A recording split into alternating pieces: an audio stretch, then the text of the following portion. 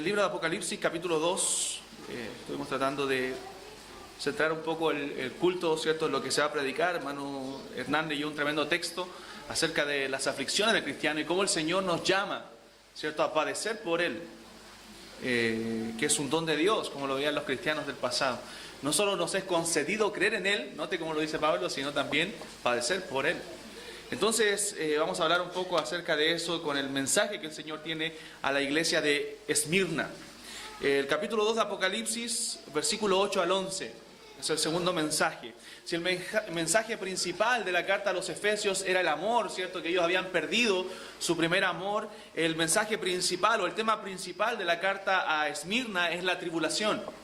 La tribulación y lo que ellos estaban padeciendo por causa de nuestro Señor Jesucristo. Apocalipsis capítulo 2, verso 8 al verso 11.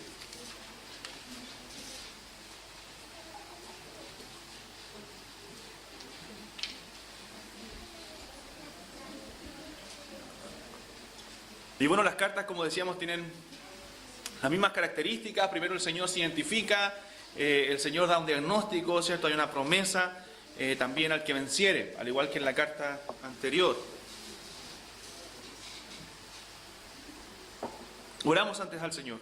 Padre, una vez más vamos delante de tu presencia, Dios mío, para agradecer tu misericordia, Señor, agradecer tu amor y pedirte, Padre, que tu palabra sea poderosa para hablar a nuestras vidas, Señor, en esta mañana.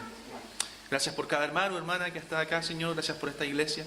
Y bendícenos, Señor, con tu palabra. Tu palabra es verdad, Señor, la creemos y queremos exaltar a Cristo por medio de ella. En el nombre de Jesús. Amén. Dice la palabra del Señor, hermanos.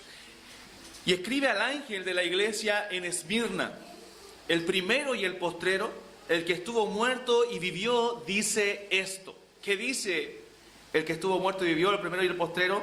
Yo conozco tus obras y tu tribulación y tu pobreza, pero tú eres rico.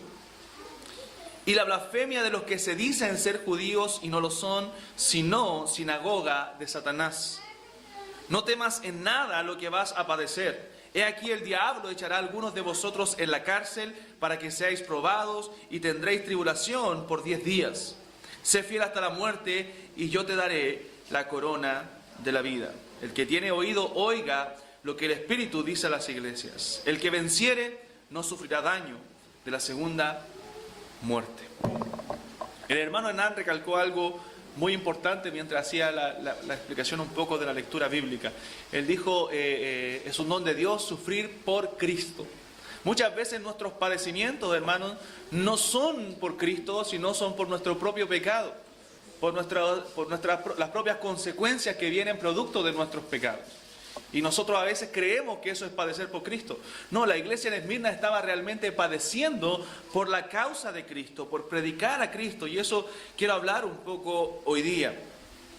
Y todas las iglesias realmente de Asia Menor, de una u otra manera, estaban recibiendo aflicción, estaban recibiendo alguna persecución. Y hermanos, el libro de Apocalipsis se escribió con el propósito de dar consuelo a estas iglesias. Apocalipsis tiene el propósito de dar consuelo. Muchos tratan de intimidar a la gente enseñando el libro de Apocalipsis, pero eso nunca ha sido ese el propósito. El propósito es dar consuelo a iglesias atribuladas, a iglesias en persecución, a iglesias en sufrimiento, a decirles a ellos, ¿cierto?, a través de este libro, que la guerra está ganada, a pesar de que están lidiando batallas constantemente contra el enemigo. Hermano, en Apocalipsis 20, 21 y 22, la guerra está ganada por el Señor, por Cristo en la cruz del Calvario. Ese es el propósito de Apocalipsis. Entonces, cuando vaya a estudiar ese libro, vaya con ese propósito, del consuelo que el Señor está dando a iglesias atribuladas. Hermano, la ciudad de Esmirna es la ciudad quizás más cercana a Éfeso. Probablemente estas cartas tenían una ruta, ¿cierto?, de acuerdo a dónde estaba, en este caso, Juan, ¿cierto?, recibiendo la revelación. Patmos comienza en Éfeso, luego a Esmirna. Después del año 20 después de Cristo, esta ciudad le construyó un templo. Todas las ciudades romanas, ¿cierto?, luchaban por esto, pero ellos lograron construir un templo al emperador para ganarse su favor. Recuerden que el emperador en aquellos tiempos era considerado un dios, o se consideraba a sí mismo un dios, el César. Ahora, Esmirna era una ciudad muy hermosa, una ciudad muy bella. Le llamaban en aquellos tiempos la corona de Esmirna por su belleza. Tenía estadios para hacer juegos, ¿cierto? Tenía una gran biblioteca, tenía un teatro, tenía lugares de entretenimiento para la gente y para que mucha gente pudiera visitar como lugar turístico la ciudad de Esmirna. Ahora, esta ciudad tenía muchos judíos viviendo ahí, a pesar de que era una ciudad romana, ¿cierto? Tenía muchos judíos residiendo en aquel lugar. ¿Y qué pasó? Muchos de ellos fueron muy hostiles, ¿cierto? En algún momento al Evangelio en ese lugar. Ahora, ¿cuál era el problema para esta iglesia? El problema era que los judíos, ¿cierto? Ellos habían pedido un permiso especial a los romanos, ¿cierto? Para no adorar al César. En muchos lugares y también en Esmirna. Ellos tenían un permiso especial de parte de los romanos para no adorar al César porque ellos, ¿cierto?, adoraban a un Dios. Entonces no se iban a inclinar ante el César. Y como por los romanos, los cristianos eran considerados una secta del judaísmo en un principio, ¿cierto? Ellos también tenían esta libertad de poder servir a su Dios, de poder adorar a su Dios, ¿cierto?, por el permiso que les era otorgado a los judíos. Hasta que los judíos se pusieron hostiles en contra del Evangelio, aún en esta ciudad, y comenzaron a denunciar a los cristianos, ¿cierto?, de que no adoraban al César y que no eran parte del judaísmo. Por lo tanto, ¿qué pasó? Estos creyentes fueron denunciados y como ellos se oponían los judíos al Evangelio, eran acusados de no adorar al César, por lo tanto trajo eso persecución para los cristianos. Entonces el cristianismo fue lícito en Roma, en el Imperio Romano, hasta cierto punto, ¿cierto? En la ciudad de Esmirna específicamente, hasta cierto punto, porque luego trajo persecución ellos al ser acusados de no adorar al César. Acosados por los judíos, ¿cierto? Acosados por los romanos, los cristianos ahí en Esmirna ya no tenían protección civil. Ya no tenían protección. Esta ciudad, ¿cierto?, o Asia Menor, hoy es lo que conocemos, dijimos la semana pasada, como Turquía. Es Turquía. Entonces en el verso 8 lo primero que vemos es cómo Jesús, al igual que en la otra carta, ¿cierto?, de Éfeso, se describe a sí mismo, se identifica a sí mismo. Él dice en el verso 8, y escribe al ángel de la iglesia en Esmirna, el primero y el postrero. Note lo que le dice, muy importante este mensaje del Señor a esta iglesia. El primero y el postrero, el que estuvo muerto y vivió, dice esto. Ahora, la tradición, en la historia de la iglesia, nos dice que fue el apóstol Juan, ¿cierto?, que ordenó a un anciano, a un obispo llamado Policarpo. ¿Ustedes han escuchado hablar de Policarpo? Un discípulo del apóstol Juan. Policarpo fue el obispo de Esmirna. Probablemente, hermanos, fue él mismo el que haya leído esta carta aquí a la iglesia. Probablemente fue a Policarpo al que le llegó esta carta cuando estaba pastoreando, ¿cierto?, siendo obispo de la iglesia de Esmirna. Yo le voy a hablar al final un poco acerca de la muerte de Policarpo.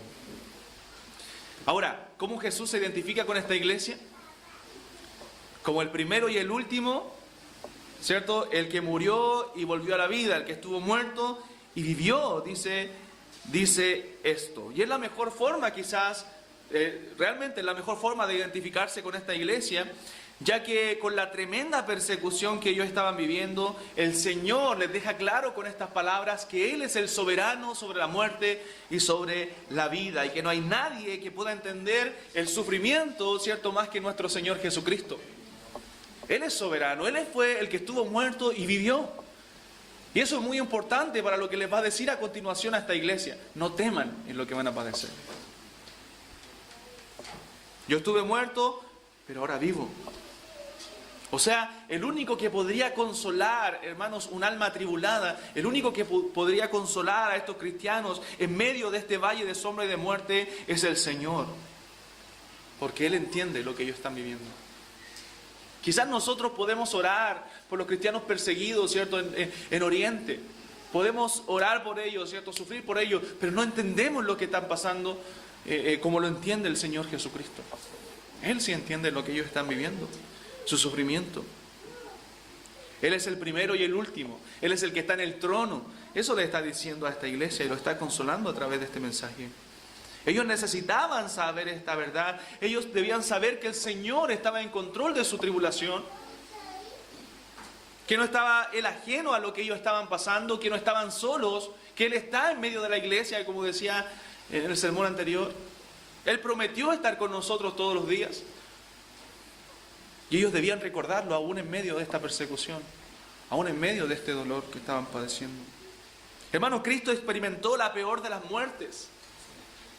Estos cristianos estaban siendo perseguidos hasta la muerte, pero Cristo experimentó la peor de las muertes. Y dice Pedro, que nos dejó ejemplo para que sigamos sus pisadas. Cuando le maldecían, Él no respondía con maldición. Pero Él, ese que había sufrido, ese que murió por los pecadores, ahora estaba vivo. Y no solo vivo, sino que también le quitó el aguijón a la muerte, dice la Biblia. ¿Recuerda lo que dice ahí 1 Corintios 15? Se lo leo rápidamente. El verso 55, cuando dice el Señor, ¿dónde está, oh muerte? Pablo dice, ¿dónde está, oh muerte, tu aguijón? ¿Dónde, oh sepulcro, tu victoria? Ya que el aguijón de la muerte es el pecado y el poder del pecado la ley. Mas gracias sean dadas a Dios, que nos da la victoria por medio de nuestro Señor Jesucristo. ¿Y qué dice Pablo cuando dice que el Señor le quitó el aguijón a la muerte? Luego dice, así que hermanos míos amados, estad firmes y constantes, creciendo en la obra del Señor siempre, sabiendo que vuestro trabajo en el Señor no es en vano. Lo mismo le está diciendo el Señor a esta iglesia. Nos pueden matar, hermanos, pero no nos pueden separar del amor de Cristo. Porque Cristo es más grande que la misma muerte. Él murió y vivió. Venció la muerte, dice la Biblia, y al que tenía el imperio de la muerte, esto es, al diablo. Y dice Romanos 8, ese tremendo y precioso pasaje de la Escritura, cuando dice el Señor ahí, ¿quién nos separará del amor de Cristo? ¿Quién nos separará del amor de Cristo? Tribulación, comienza diciendo, ¿qué estaban pasando en la iglesia de Esmirna? Tribulación, hermanos míos. O angustia, ¿estaban angustiados? Probablemente. O persecución, o hambre, o desnudez, o peligro, o espada. Como está escrito, por causa de ti somos muertos todo el tiempo. Muertos todo el tiempo, somos contados como ovejas de matadero. Antes, en todas estas cosas, ¿qué dice? Somos más que vencedores por medio de aquel que nos amó. Por lo cual estoy seguro de que ni la muerte, hermanos, ni la muerte, ni la vida, ni ángeles, ni principados, ni potestades, ni lo presente, ni lo porvenir, ni lo alto, ni lo profundo, ni ninguna otra cosa creada nos podrá separar del amor de Dios que es en Cristo Jesús, Señor nuestro. Qué consolador ese pasaje en medio de las tribulaciones. Qué consolador en medio de tribulación un pasaje como este. El problema, hermano, es que nosotros desconocemos lo que es padecer por Cristo. Desconocemos. Para nosotros tribulación es no tener lo que queremos. Para nosotros tribulación es tener alguna enfermedad. Pero no padecer por la causa de Cristo. ¿Y por qué, hermano? Porque no estamos haciendo el trabajo que deberíamos. No estamos predicando a Cristo como deberíamos. Porque hemos hablado que eso traería persecución. Traería oposición, por lo menos, a nuestras vidas. Ahora, ¿cuál es el diagnóstico que Cristo hace sobre esta iglesia? Verso 9. Aquel que es primero y postrero, el que estuvo muerto y vivió, dice esto. Verso 9. Yo conozco tus obras y tu tribulación, y tu pobreza, pero tú eres rico. Le hace un paréntesis ahí al Señor. Y la blasfemia de los que se dicen ser judíos y no lo son, sino sinagoga de Satanás. Hermanos, a diferencia de Éfeso, el Señor no les da ninguna reprensión a Esmirna. No reprende a esta iglesia, sino que Jesús le está diciendo, yo no ignoro lo que pasa, no desconozco sus tribulaciones, yo estoy con ustedes ahí en medio de las iglesias, el que anda en medio de los 7 candeleros de oro. En medio de las iglesias dice esto. Muchas veces, hermano, uno en el dolor, ¿cierto? En la angustia, en las persecuciones, se siente solo. Pero Jesús, ¿qué dice? Yo conozco ese dolor, yo estoy con ustedes. Yo sé lo que están pasando. Pablo, en un momento en segunda a Timoteo, Él también se sintió abandonado por los suyos. En 2 Timoteo capítulo 4, Pablo también entendió lo que era estar solo, ¿cierto? Pero con el Señor al lado solamente. Solo fuera, sus colaboradores ya no estaban, ¿cierto? Pero sí estaba con el Señor. Dice el capítulo 4, verso 16, en mi primera defensa ninguno estuvo a mi lado. Ninguno. Hermanos, todos esos colaboradores que estaban con Pablo, ninguno estuvo con él. Sino que todos me desampararon. Es lo que dice Pablo. No les sea tomado en cuenta. Y mire que es reconfortante lo que dice en el verso 17. Pero el Señor estuvo a mi lado. El Señor estuvo a mi lado. Tú puedes estar solo. Puedes estar sin nadie a tu lado. Sentirte solo. Pero el Señor está a tu lado si tú eres un hijo de Dios. Él sabe cuál es tu problema. Dice el Salmo, aunque mi padre y mi madre me dejaren, con todo Jehová me recogerá. Y me dio fuerzas para que por mí fuese cumplida la predicación y que todos los gentiles oyesen. Así fui librado de la boca del león. Hermano, el Señor está con nosotros. El Señor estaba con esta iglesia. Pablo vivió esto porque, como le digo, hermano, ya que la vida cristiana no está exenta de problemas, no solo es necesario creer en Él, sino también nos es concedido padecer por Él. Y Pablo mismo lo dice ahí en Filipenses. Entonces, hermano, la vida cristiana no está exenta de problemas. El Señor le dice a esta iglesia, conozco tu pobreza, conozco tus obras, conozco tu tribulación, ¿cierto? Conozco lo que estás padeciendo y conozco tu problema. No está diciendo el Señor solamente sé, sino que yo estoy al pendiente de lo que ustedes están pasando. Conozco tu pobreza. Y aquí nosotros nos enseñamos, ¿cierto? Porque la Biblia nos enseña doctrina de la prosperidad. Lo de la prosperidad enseñan que estar pobre, ¿cierto? Es estar en pecado, es estar con demonios. Pero la Biblia no enseña eso. El Señor sabía de esa pobreza que ellos estaban viviendo por la causa de Cristo, hermanos míos. Ellos estaban pobres por la causa de Cristo. Pero en paréntesis le dice, pero tú eres rico. Porque ellos amaban al Señor. Porque ellos tenían a Cristo. Y esa es la mayor riqueza que un creyente puede tener. Tú no puedes tener nada en esta vida. Pero si tienes a Cristo, lo tienes todo. Como dijo alguien por ahí, o lo escribió en un título de un libro, Cristo más nada es igual a todo. Todo menos Cristo es igual a nada. A nada. Entonces el Señor sabía de esa pobreza. Sabía de esa pobreza. Muchas veces nosotros luchamos en esta vida, hermanos, simplemente por tener y poseer, como decía delante acerca de los hijos.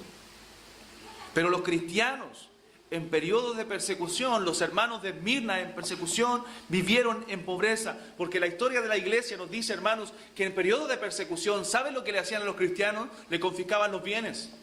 Le quitaban sus casas, le quitaban sus posesiones, perdían sus buenos trabajos por causa del Evangelio. Pero ellos habían aprendido a poner la mirada en las cosas celestiales y tenían en común todas las cosas de tal manera que a nadie le faltara nada.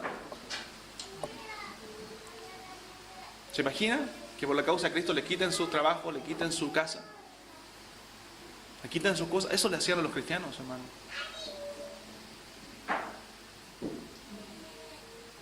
Por eso algunos pensaban que para hacerse cristiano había que estar loco. Porque a muchos les costaba la muerte. Ser cristiano era sinónimo de muerte, de perderlo todo por amor a Cristo. Hermanos, los cristianos somos perseguidos por el mundo. Perseguidos. Jesús le dijo a sus discípulos, en el mundo tendréis aflicción. Parte de la enseñanza de Jesús a sus discípulos era prepararlos para esa persecución que iba a venir. A mí me persiguieron, a ustedes los perseguirán. Luego les dice ahí el Señor a los de Esmirna, y la blasfemia de los que se dicen ser judíos y no lo son, sino sinagoga de Satanás. Había muchos judíos ahí de linaje, pero no eran del corazón.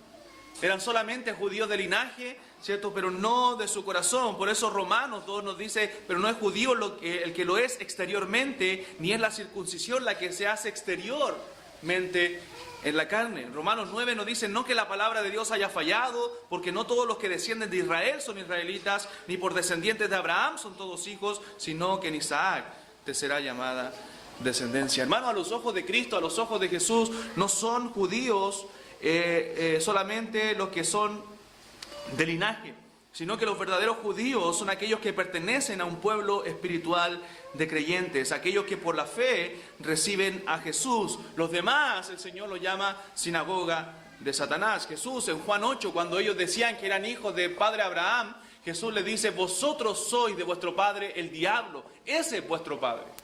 El punto no es ser descendiente físico de Abraham, porque Dios dijo que aún puede levantar hijos de Abraham aún entre las piedras. Lo importante es la cabida en tu corazón para la palabra de Dios. Y el Señor le dice a esos hombres que imponen reglas, ¿cierto?, que se dicen ser judíos, lo único que son sinagoga de Satanás, son obstáculo para la obra de Dios. El problema del hombre, hermanos, está en su corazón. Y no todos los hombres nacen siendo hijos de Dios, sino que tienen que creer por la fe en Jesús para poder ser recibidos en la familia de Dios. Nacemos en la familia del diablo, somos sinagoga de Satanás, somos hijos del diablo cuando no tenemos a Cristo. No nacemos siendo hijos de Dios. Si tú no tienes a Cristo, tú no eres un hijo de Dios. La Biblia dice que estás bajo el príncipe de la potestad del aire. Eres un hijo de ira. Y necesitas rendirte a Cristo. Por eso es urgente que creas en Cristo, para poder ser salvo y ser un verdadero hijo de Dios. A estos judíos de Esmirna les llama el Señor aquí sinagoga de Satanás, al igual que los fariseos, ¿cierto?, de Juan 8. Eran una oposición al Evangelio. ¿Y por qué les dice sinagoga de Satanás el Señor aquí? Porque muchos de ellos, muchos de estos judíos estaban oponiéndose al Evangelio. ¿Y qué hacían? Acusar a los cristianos de Esmirna, acusar a los hermanos. ¿Para qué? Para que los echaran en la cárcel y a muchos de ellos los mataran. Eso estaban haciendo los judíos. Por lo tanto, se habían vuelto una sinagoga de Satanás, hombres utilizados por el diablo en contra de los hermanos. Y Cristo les dice en esta carta, queridos hermanos, a estos creyentes de Esmirna, que a muchos los echarán en la cárcel, a otros los matarán. Miren qué tremendo lo que Cristo está diciendo. Que Cristo viniera, ¿cierto?, nos escribiera una carta, como dijimos, del cielo, y nos dijera: a ustedes se van a ir presos, tú, a la cárcel. Los van a echar a la cárcel, sabiendo que Él prometió estar con nosotros. Y a otros le dijera: tú, van a morir por persecución. Eso le está diciendo el Señor a la iglesia. Una iglesia en sufrimiento. Imagínense cómo quedó la iglesia después de leer esta carta. La pregunta es: ¿cuál es el remedio que el Señor da a esto? Verso 10. Dice ahora el Señor: no temas en nada. No temas en nada lo que vas a padecer. He aquí, el diablo echará a algunos de vosotros en la cárcel, para que seáis probados, y tendréis tribulación por 10 días. Sé fiel hasta la muerte, y yo te daré la corona de la vida. O sea, el Señor le dice dos cosas a esta iglesia. Número 1, no temas lo que vas a sufrir. Y segundo, sé fiel hasta la muerte. Mira, hermano, el llamado del Señor a esta iglesia. No temas lo que vas a sufrir y sé fiel hasta la muerte. O sea, el Señor le dice: no se asusten. No se asusten. No es que el Señor le dice: van a querer echarlo a la cárcel, pero yo los voy a librar de la cárcel. Van a querer matarlos, pero yo los voy a librar de la muerte. No, hermanos. El Señor le dice: ustedes van a caer presos. Muchos de ustedes van a estar presos. Ahora, cuando la Biblia dice en Hebreos, que muchos lo usan para visitar la cárcel, acuérdate de los presos. ¿Recuerdan? Está hablando de cristianos perseguidos por causa del Evangelio. Acuérdate de aquellos cristianos que han sido perseguidos por el Evangelio y están ahí en la cárcel.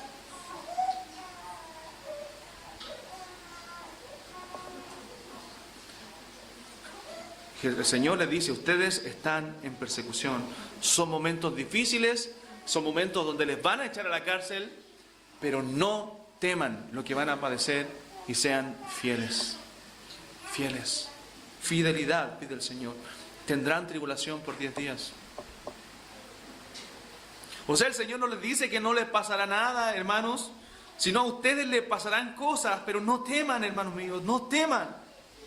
No teman a los que pueden matar el cuerpo. El Señor lo dijo en un momento, mas el alma no pueden destruir. Temed más bien a aquel que puede destruir vuestra alma en el infierno, si así lo quiere. Y el único que puede hacer eso es Dios.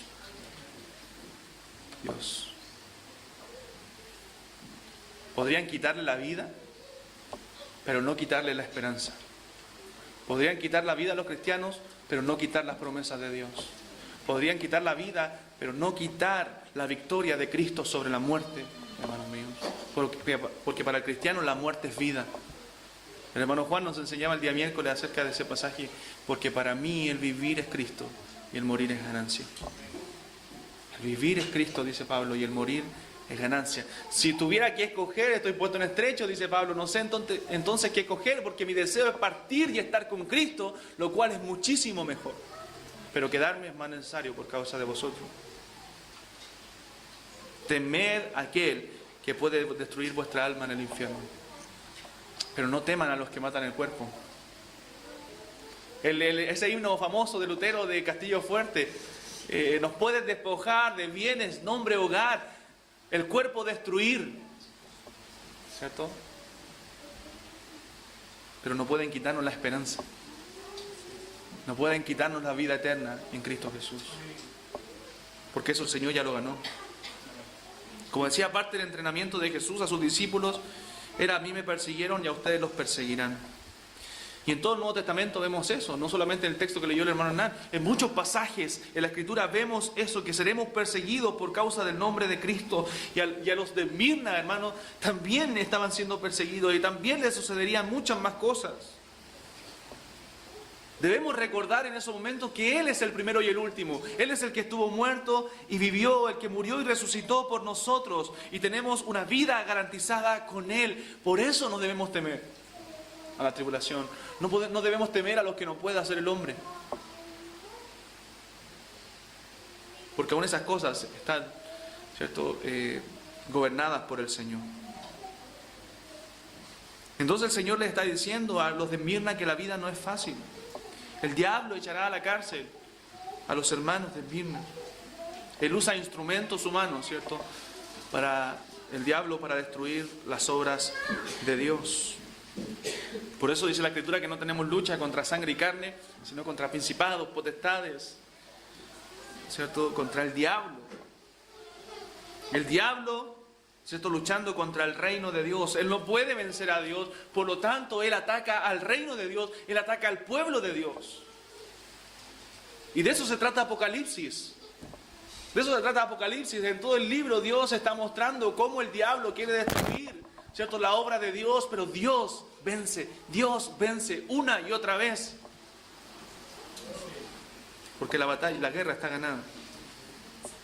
Entonces este libro fue escrito para animar a los cristianos perseguidos, a los cristianos en luchas. Pero la esperanza es que la guerra, hermanos míos, está ganada. Cualquiera sea nuestra situación hoy día, si estás sufriendo persecución, si estás siendo atribulado, la guerra está ganada.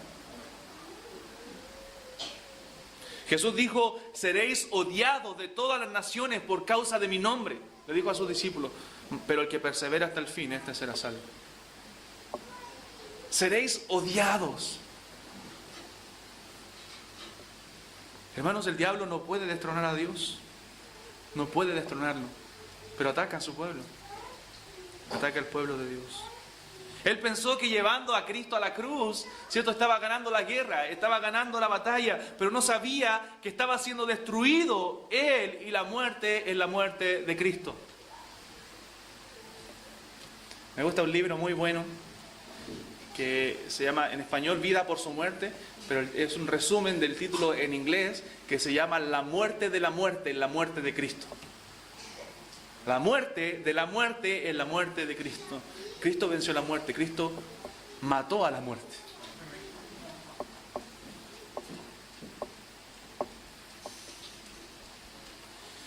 El El diablo no puede destronar a Dios.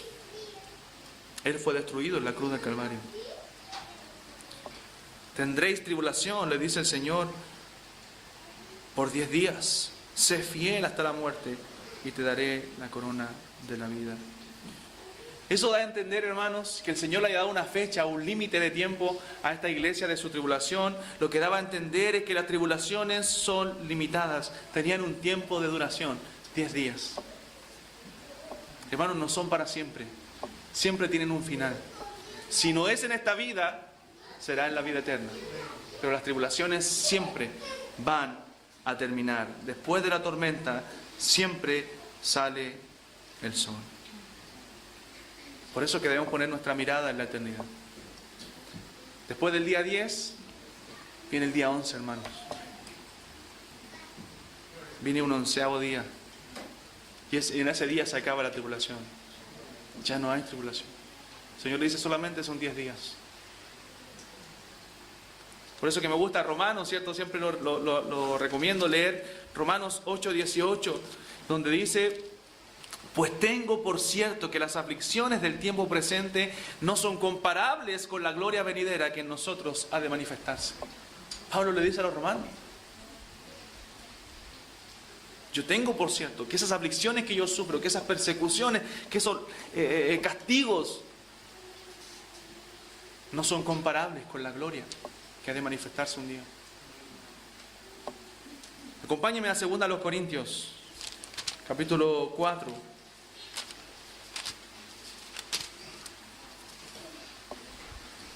Segunda a los Corintios, capítulo 4.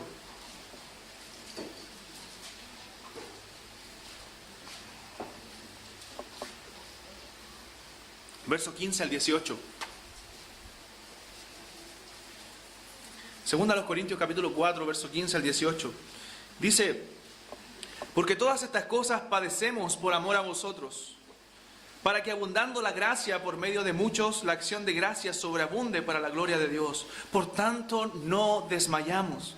Antes, aunque nuestro hombre exterior se va desgastando, el interior, no obstante, se renueva de día en día, porque esta leve tribulación momentánea produce en nosotros un cada vez más excelente y eterno peso de gloria. No mirando nosotros las cosas que se ven, sino las que no se ven, pues las que se ven son temporales, pero las que no se ven son eternas.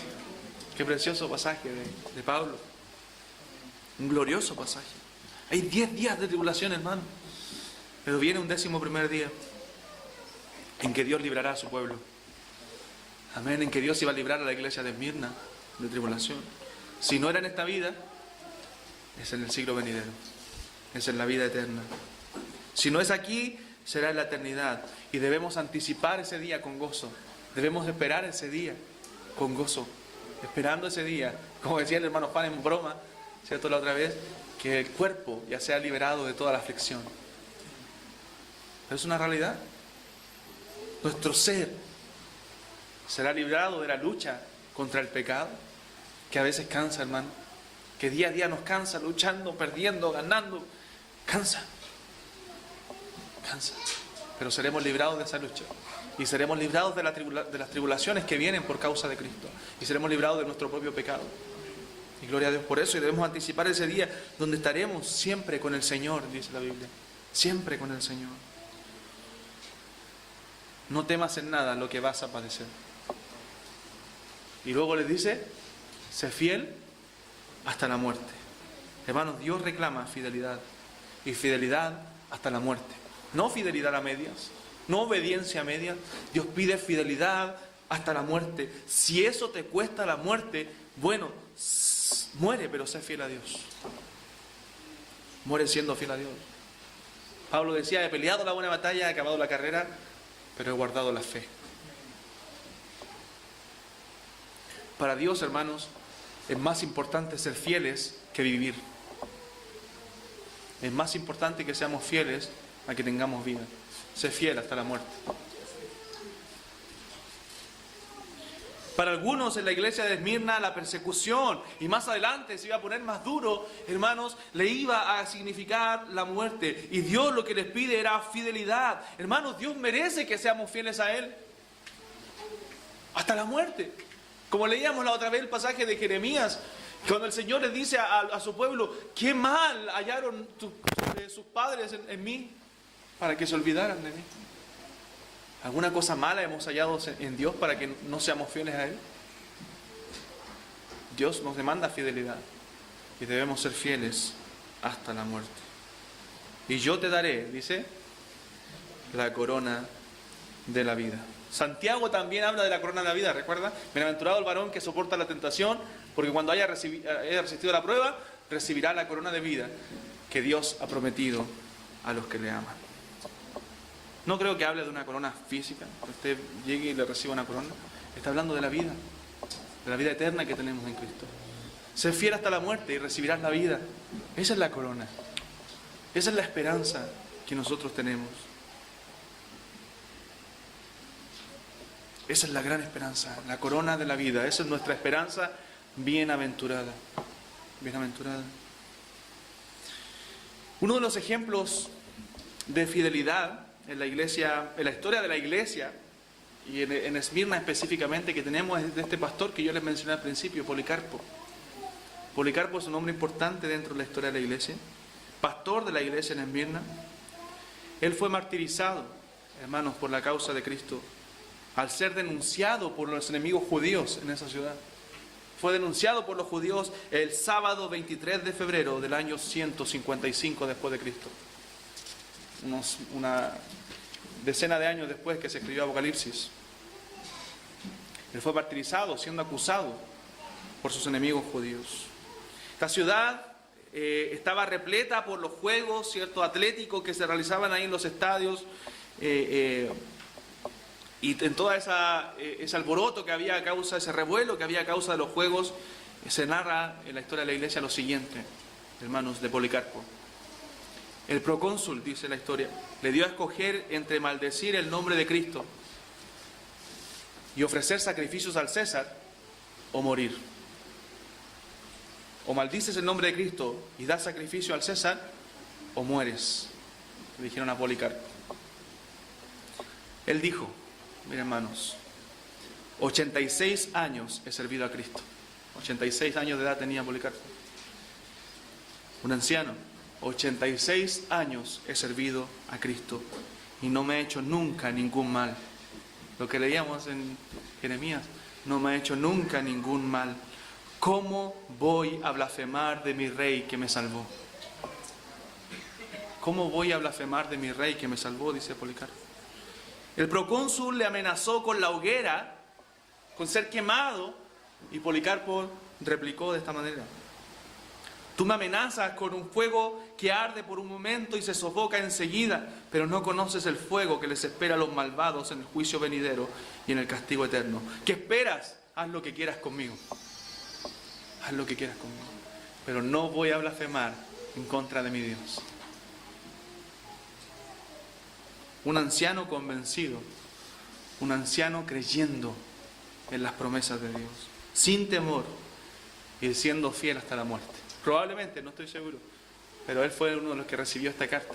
Sé fiel hasta la muerte y yo te daré la corona de la vida. Hermanos, vale la pena morir por Jesús. Hermanos, vale la pena vivir por Jesús.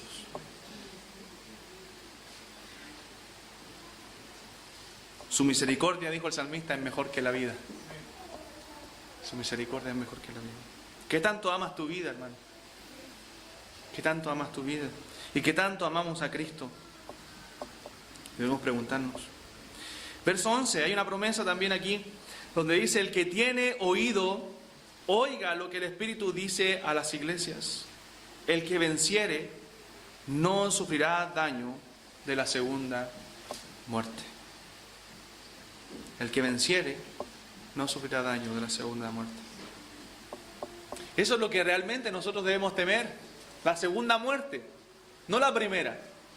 A veces los cristianos, ¿cierto?, las personas temen más a la primera muerte que a la segunda muerte.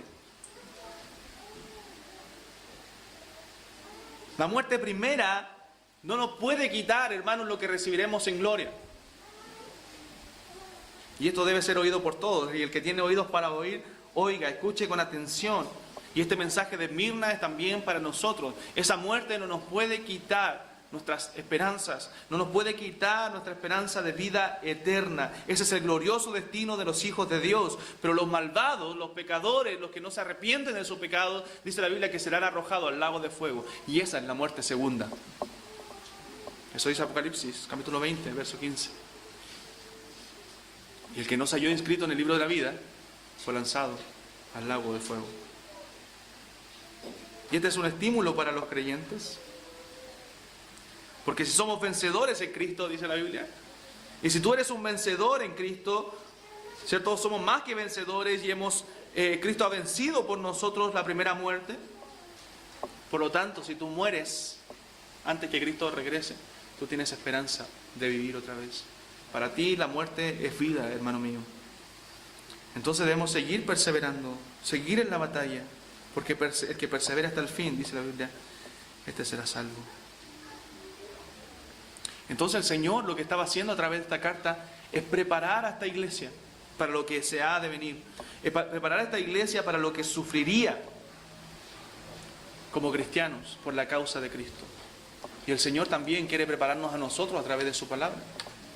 No sabemos lo que nos depara el futuro. No sabemos lo que se viene, hermanos. Estamos siendo atacados. Nuestras convicciones morales están siendo atacadas en los colegios directamente. Están siendo atacadas nuestras convicciones que tienen que ver con el matrimonio. No sabemos si eso nos va a traer pronto cárcel. No lo sabemos. No lo sabemos. Probablemente tengamos que pagar con nuestra libertad. La pregunta es, ¿vamos a ser fieles hasta la muerte? Así probablemente se genere la persecución en Occidente. En Oriente son perseguidos abiertamente por predicar el Evangelio. Probablemente en Occidente, no por la libertad religiosa, no ocurra eso, pero sí vamos a ser perseguidos por nuestras convicciones. Seamos fieles hasta la muerte. ¿Cómo está tu fidelidad al Señor? ¿Estás siendo fiel en lo poco, como para decir seré fiel hasta la muerte? ¿Estás siendo fiel en lo que el Señor te exige ahora? Aún, hermanos, debemos nosotros estar orando constantemente por aquellos hermanos que son perseguidos. En España se está brindando una persecución muy grande en contra de los cristianos. Y recuerde que Chile todo lo imita de España. Pronto se va a venir también acá. Sobre todo si cambiamos presidente y sale alguien que no tenga valores cristianos. Entonces oremos por aquellos hermanos que están siendo perseguidos. En Turquía hay una noticia que un pastor fue echado a la cárcel por predicar el Evangelio. En Turquía, donde estaban estas iglesias de Asia Menor, hay misioneros, hermanos, pastores y fieles hermanos que están dando sus vidas allá, que renunciaron a todo lo que nosotros queremos lograr. Ellos renunciaron a eso por causa de Cristo. Esta ciudad existe todavía, es Esmirna, en Turquía. Y los cristianos están siendo perseguidos hoy en Turquía, en Esmirna. Dios traiga un peso a nuestros corazones, hermanos, por predicar el Evangelio. Dios traiga un peso a nuestros corazones por hablar de Cristo, aunque eso nos traiga oposición y persecución. Aunque eso nos saque de la comodidad que nosotros buscamos y queremos. Si algo que nos debe dar tristeza hoy día, y hermanos, y es una realidad, no digamos que no, en usted y en mí queremos comodidad. Queremos estar cómodos. Pero muchas veces pecamos por omisión, por buscar esa comodidad. Pecamos contra Dios. Si tú no tienes a Cristo en tu corazón, si tú no conoces de estas verdades, si tú no conoces a ese Cristo por el cual los cristianos estamos dispuestos a dar la vida, bueno, vale la pena, te digo amigo mío, dejarlo todo por Cristo. Vale la pena que encuentres ese mayor tesoro que solo Él puede darte. Si tú te avergüenzas de Él, dice la Biblia, Él se avergonzará de ti en el día del juicio. Por lo tanto, te invitamos con urgencia a creer en Jesucristo con todo tu corazón, a rendir tu vida a Él, y tendrás la verdadera vida, la vida que verdaderamente vale la pena vivir, una vida por Él. Si vivimos, para Él vivimos, y si morimos, para Él morimos, pues del Señor somos, hermano. Oramos.